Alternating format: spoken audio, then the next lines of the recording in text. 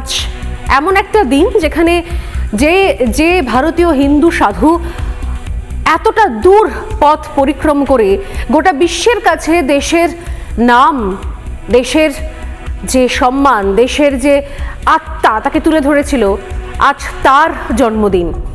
অথচ আজকে আমরা কি দেখলাম? আজকের দিনেও আমরা একই ছবি, একই রকম রাজনীতির ছবি দেখতে পেলাম।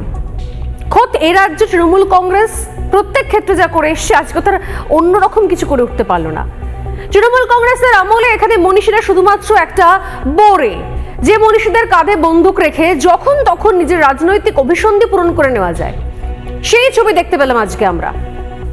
যেখানে বিবেকানন্দের জন্মবার্ষিকী উপলক্ষে অনুষ্ঠান করা হচ্ছে, সেখানেই বিশাল সাইজের রাজনৈতিক দলের নেতা, কেউ বলছেন যুবরাজ, কেউ বলছেন মহারাজ, ইত্যাদি ইত্যাদি তাদের ভাষা পরিসংখ্যান। কিন্তু আমার বক্তব্য হচ্ছে, এই রাজ্যে বারবার এরকম হয়েছে ঘটনাটা। এই রাজ্যে বারবার এই জিনিস ঘটেছে, বহুবার ঘটেছে।